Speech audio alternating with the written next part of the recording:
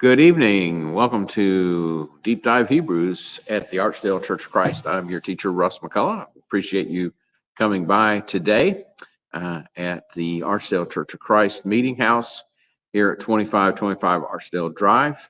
And if you're in the area, it's not too late to stop on by.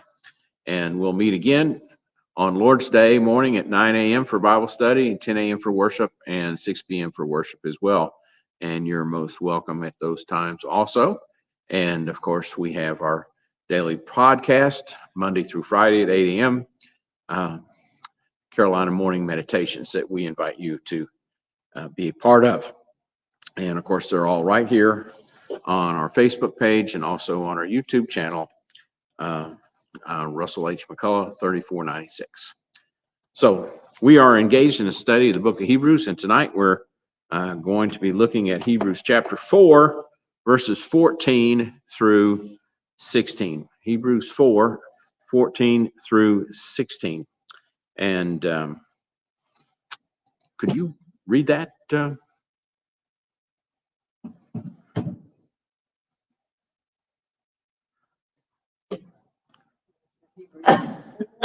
Hebrews 4, 14 to 16. Just Seeing then that we have a great high priest that is passed into the heavens, Jesus the Son of God, let us hold fast our profession, for we have not an high priest which cannot be touched with the feeling of our infirmities, but was in all points tempted like as we are, yet without sin. Let us therefore come boldly into the throne of grace, that we may obtain mercy, find grace to help in time of need. Okay, all right. Okay, thanks for that reading. And we are looking at this passage here. And it first of all talks about holding fast to our confession. So we want to examine just what is our confession. It's not something we want to just read over and assume and not look at. So we're going to look at a number of passages that answer the question, what is our confession? And what is it that we're to hold fast to cling to with every bit of strength? So Luke chapter 12, 7 to 9, if we'll turn back there. Luke 12, 7 to 9.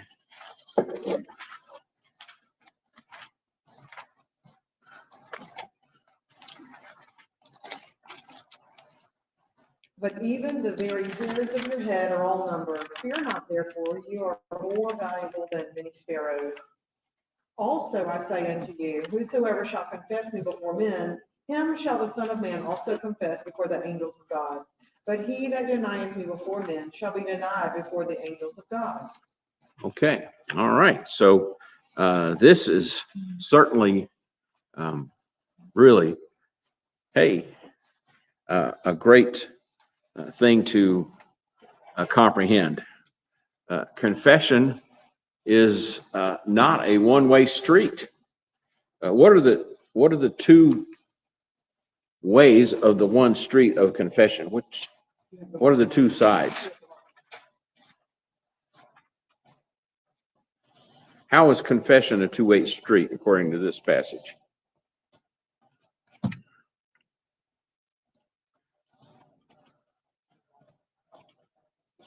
Who confesses what to whom? And then in turn, who confesses what to whom?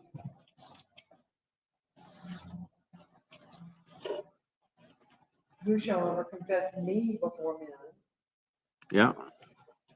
so shall the Son of Man also confess before the angels of God. Okay. All right. So the confession is a two-way street. Confess him, and he shall confess. Right. He who confesses shall be confessed. Mm-hmm. Yeah. It's an amazing thing to contemplate that Jesus Christ will confess us to the Father by name and say that this person is confessing me. And now I'm going to confess him to you because he's confessed me. And it's a really an amazing thing. Now we wanted to look here at the wording particularly But the one who denies me before men will be denied before the angels of God. And the Son of Man will also acknowledge or confess this person before the angels of God. So it's a very interesting way of putting it. So now we want to look at Matthew 10, 31 to 33. Matthew Fear 10. ye not, therefore, ye are of more value than many sparrows. Whosoever therefore shall confess me before men, him will I confess also before my Father, which is in heaven. But whosoever shall deny me before men, him will I also deny before my Father, which is in heaven. Okay, the first passage, Christ confesses us before who in the first passage, in the Luke passage? The angel. Before the angels. And in this passage, it says that he's going to confess us before who? The Father. The Father. So we wanted to ask this question, and it is there a contradiction between these two passages? Angels with God is the first one, right? Yeah. Well, it just says before the angels of God. Of God. So one says before the angels of God, and the other says confessing directly to the Father. Is that a contradiction? Some might say it is.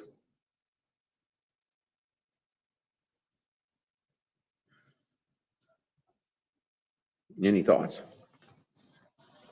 I guess you have to consider where the angels of God are and reside. Yes. Are they in his presence? Yes. So not only is it before God, but there's going to be witnesses witnessing the fact that you're being confessed of Yes. before God. Yes. Possible that the heavenly hosts are present at the confession of your faith. The skeptic would say that these two authors Right. are not in agreement. Let's see But what in else. reality, they are, because God and the angels are ever present with one another all the time. If you confess before the angels, God is there. And if you confess before God, the angels are there. So there's no contradiction in it at all, even though on the surface, if one is a skeptic, they might see a contradiction there. But it's always a good exercise to compare different passages of the same topic, especially in the Gospels where you have parallel accounts of the same situations, but yet they appear different. And actually what it is, instead of a contradiction, it's just one provides one piece of information, the other provides another, and together we can get a clear picture. And that's the case here. All right, so now Revelation 3:5. There we go. He that overcometh the same shall be clothed in white raiment, and I will not blot out his name out of the book of life, but I will confess his name before my Father and before his angels. There you go. There you go. So these three together, see that you put them together, you can see there's no contradiction at all. The Luke passage talks about before the angels of God. The Matthew passage talks about before God himself. And in the Revelation passage talks about both angels and God. So it's all together. And it just goes to show that you can't pick and choose verses without seeking parallel verses that might be available to you. Yep, it's not great grandma's cake if it's missing an ingredient. That's right. That's right. Yeah. Yeah, and even the small ingredients are very, very important. Okay, Romans 10 and verse 9. Let's go to Romans 10 and verse 9. Talk about this. That if thou shalt confess with thy mouth the Lord Jesus, and shalt believe in thy heart that God hath raised him from the dead, thou shalt be saved. Okay. This is a passage that's often taken out of context, but we have to remind ourselves who is being spoken to here. Who is being addressed in the book of Romans? Yeah. Yes. Those who are called to be saints. Romans 1 verse 7 is the Church of Christ at Rome, called to be saints. these are people who already become Christians. They're already saved, but they're also now being told that they also must confess. So the confession of Christ as the Son of God is an ongoing thing. Of course, we initially confess before we're baptized, but every day when we encounter different situations and different people, we are challenged to continue to confess Christ continuously, but sometimes we don't. Sometimes we just shy away from conversations, shy away from any kind of opportunity, and we have to really make sure that we're continually confessing Him, because it says that with our heart we believe and we're justified, and our mouth confesses and we're saved. For everyone who believes in Him will not be put to shame. And so He's telling people who are already Christians, you need to remain as Christians. You need to keep your confession live and up to date. It's sort of like if you Well, doubt can Renewed your prevent- license. yeah, there you go. That's a good illustration. Renew your license. Yeah. Yeah. So now John chapter 9 verse 22 is another passage about confession.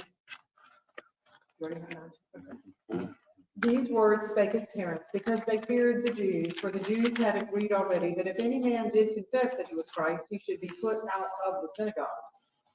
Okay. There Now, you go. Christ in the Jewish way of thinking and speaking is Messiah. And the Jewish leaders said, no, he is not Messiah. And if you say he is, you're out. The ramifications of being cast out of a synagogue were tremendous. You became a persona non grata. You became a non-person. You couldn't borrow money. You couldn't have a job. You couldn't take part in any kind of Nothing much has action. changed. I mean, the synagogue is, yes, not much has changed. The synagogue is everything in the Jewish community in the first century. It's not only the house of worship, it's the house of who you are. It's your local government. It's your local community services. The school for the community was located at the synagogue. That's another thing. If you were cast out of the synagogue, your children couldn't attend the school at the synagogue. You would literally have to move out of the country to start over again if you ever got cast out of the synagogue. It was a terrible, terrible thing. And confession of Christ is sometimes very, very costly. In the second, third, and even the first century in Nero's Rome, but certainly in the second and third centuries, confession of Christ would mean death, and death to your family, or at best slavery. You'd be cast into slavery if a man confessed Christ. His wife and children would no longer be free. So it's really this, to confess Christ, get cast out of the synagogue was a tremendous price to pay, but this man was ready, willing, and able to do so. Acts 8:37. And Philip said, if thou believest with all thy heart, thou mayest. And he answered and said, I believe that Jesus is the Son of God. Okay, all right. So there's the good confession right there. The man says, stop the chariot. Here's some water. What's keeping me from being baptized? And Philip says, hey, if you believe that Jesus Christ is the Son of God, you can. And that's in essence our confession. This confession essentially is the same confession that we were talking about in Romans 10:9 and 10. it's a continuous action thing.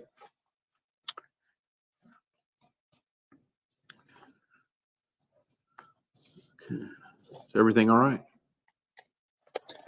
Just on the Bible, the Holy Bible app that I have. Oh, okay, all It's right. not showing at verse 37.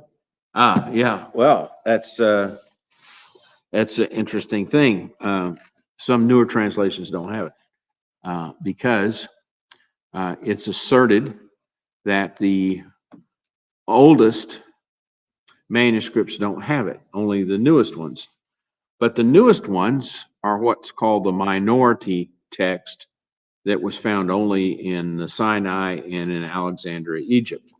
And all the other manuscripts that do have it are in what's called the majority text, and they're found all over the Mediterranean basin, but they're not as old as the ones in the desert. Now, why? This is also linked to Mark 16:16. Yes, yes. Yeah, it's another situation where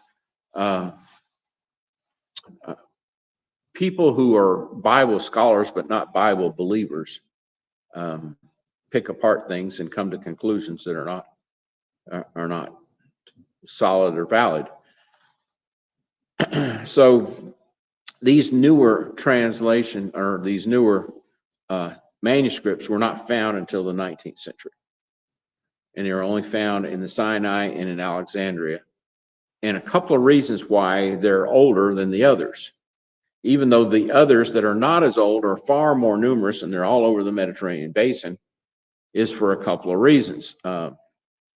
Number one, the translators in this area worked in a very arid climate. And the other manuscripts were in an area that was not arid. It was very humid. Oftentimes cities were close to seaports or rivers. There was a lot of humidity, and these paper breaks down in humid area far quicker than they do in an arid area. So that there's almost no humidity at Sinai and in Alexandria in Egypt.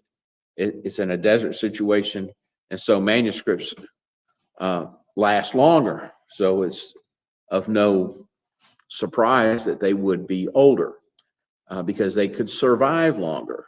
The other thing that drives the train here is that it's like any other book. A book that's used a lot is going to deteriorate far quicker than a book that's not used. And these manuscripts were not considered as accurate as others, and therefore they weren't hardly used. In fact, when the people that were doing the research found these in the 19th century, they discovered that the monks that were doing the transcription were using these older, quote, manuscripts for scrap paper because they did not regard them as good enough to use. So At a verse because it was at the bottom of the scroll. yeah. It's the scrap box by the copier that you use. But So no. it's a case where the tail wags the dog, and they only look at one criteria: the age of the paper. And the age of the paper in this desert environment that wasn't used lasted longer and therefore was older than the other manuscripts, which, by the way, constitute about 95% of all New Testament manuscripts. So it's a case where they conveniently decided to leave it out of. In fact, modern translations, ever since the 1901 American Standard, every new translation since has been based upon these minority texts because somebody says these are older, and the assumption is something that's older therefore has to be more accurate. But that's just an assumption that can't be proven. I'm just shocked that they even have it denoted. It seems like they would have renumbered them, made the verse. Well, one less verse. different translations do it differently. Some leave it out entirely. You'll read it. You go from 36 to 38. What is the translation you have? It's American Standard Version. American Standard? Yeah. Just a section of the date. No. Yeah, the American Standard was the first translation based upon the minority text. And every translation since has been based upon the minority text, but most translations will include it, but there'll be some kind of notation that would cause one to doubt if one did not know. The ESV, for example, has it. If you read the ESV, it's in there. Let's see if I go over there. Or no, I take it back. There was a notation in the New King James that said older manuscripts do not have this verse. And then Yeah, that's what I always remember reading in my younger days about Mark 16:16. yes, the liberal scholars say that Mark 16 verse 9 is the end, and everything after that has been added. But that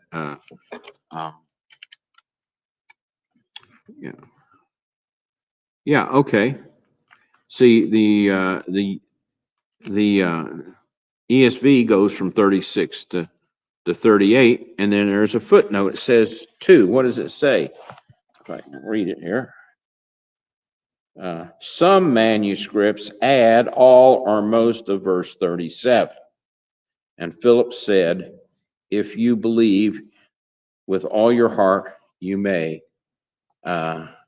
And he replied, I believe that Jesus Christ is the Son of God. See, they've gone even further here. They say that some manuscripts add this verse. It hasn't been added. What's happened is the minority text has taken it out. The majority text had it. It was original, and then the minority text took it out. And then in here, the note reverses that. Some will include it, but put it in brackets or italics so that you will think that it's somehow suspect. But thanks for bringing that up, because it is a sticking point. But that Mark 16 passage, this one, parts of 1 John 5, they claim have been added as well. But they also are the same people that say that Moses didn't write the Pentateuch, and that Daniel was written after the time of Alexander the Great instead of before. It's all pretty much nonsense, and it's all designed to cause people to look at the Bible as uninspired. If we can doubt the veracity of the Scripture, then, well, everything is suspect and nothing is true. But okay, 2 Corinthians 9:13.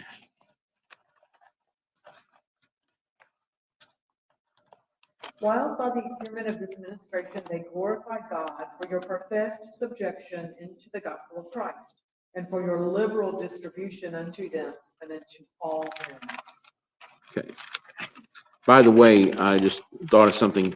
Yeah, Dr. David Miller has a great article on Apologetics Press on Mark 16, whether it was added or not. He just really knocks it out of the park. So it's well worth looking up and reading. Let's see, I wanted to hear the NLV version of this. Because through the trial of you from the service, they are glorifying God upon the subjection of your confession toward the good news of Christ, and that the liberality of the generosity toward them and toward all. This is an interesting passage because the confession here is not only Jesus Christ is the Son of God. It says here our confession of the gospel of Christ. In other words, the gospel of Toward Jesus the good Christ, news. yeah. It says here in the NLV is toward the good news Yeah. of Christ. which is Paul defines in 1 Corinthians 15 is the death, burial, and resurrection of Jesus Christ.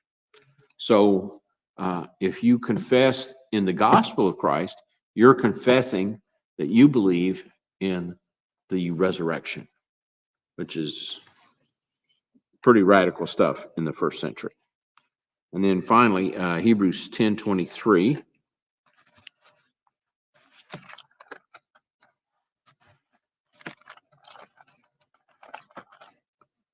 Let us hold fast the profession of our hope without wavering, for he who promised is faithful. Okay. The confession of our hope. Our hope is the resurrection. It is the hope of Israel is life after death. The hope of Israel was articulated by Jacob on his deathbed because he said he longed to be gathered to his people. He believed in the afterlife. He believed that he would see people. If we would turn back to Genesis 49, there's a particular verse there that's very important there.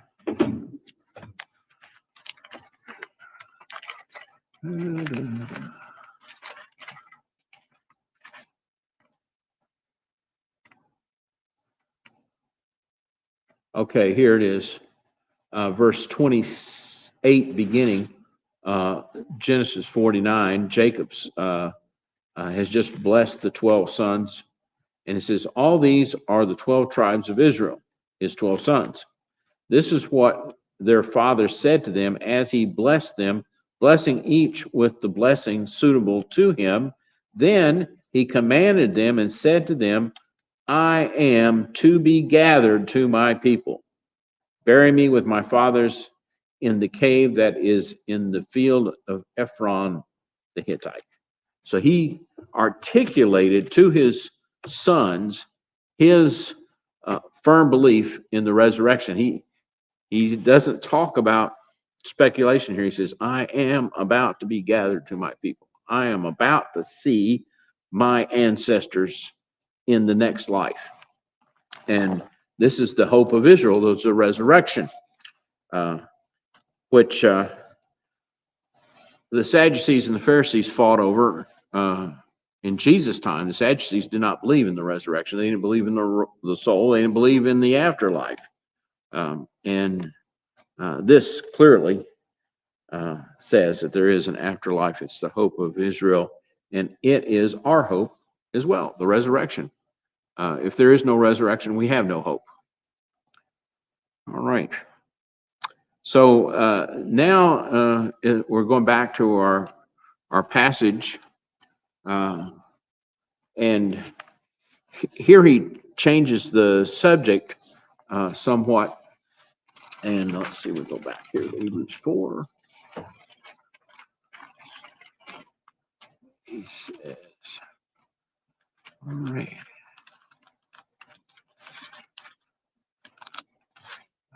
This is the ESV rendering. Let us then with confidence draw near to the throne of grace, that we may receive mercy and find grace to help in the time of need. So there's something very important here as he's referring to, several things he's referring to. First of all, what is the true tabernacle of God and where is it?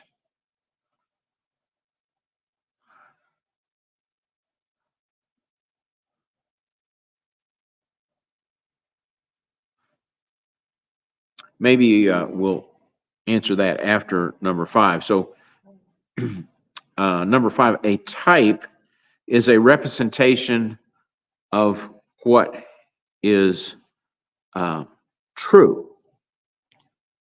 And antitype is the true thing being represented by the type. So the true tabernacle of God is in heaven, and its representation is on earth. And in the representative throne room of God on earth, in the tabernacle, in the Holy of Holies, the throne of God was seen to be on top of what was called the mercy seat. God's throne and the seat of mercy are synonymous in that way, and it's representative of the throne of God in heaven. So the true tabernacle of God is in heaven, and the one that was in the desert was a representative of it, so that people could understand to some extent what was. Consequently become, and then we consequently become the representative of that when he is in us. The thing that the author here is talking about, he calls it the throne of grace.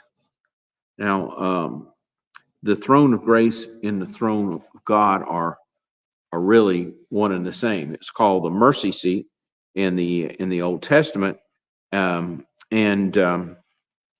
if we go to John chapter 1 and verse 4, we get some insight regarding Jesus and who he is. So let's see. In him was life, and the life was the light of men. Okay. All right. I think I've written it down. I think it's 1:14. It's 1:14. I'm sorry. And the Word was made flesh and dwelt among us, and we beheld his glory, and the glory was of the only begotten of the Father, full of grace and truth. Full of grace and truth. Jesus Christ is full of grace and truth. Grace in the Old Testament is often interchanged with mercy. The throne of God is seen as the mercy seat. Jesus is where? He's on, as the Hebrew writer is writing this, Jesus Christ is on the throne of God, with God, reigning with God in the heavenly tabernacle on the true mercy seat in heaven. And that's what the Hebrew writer alludes to in verse 16, where he says, let us then with confidence draw near to the throne of grace. The throne of grace and the throne of God are synonymous. They're one and the same, because this is where, according to this verse, we receive what? He says, the throne of grace, that we may receive what?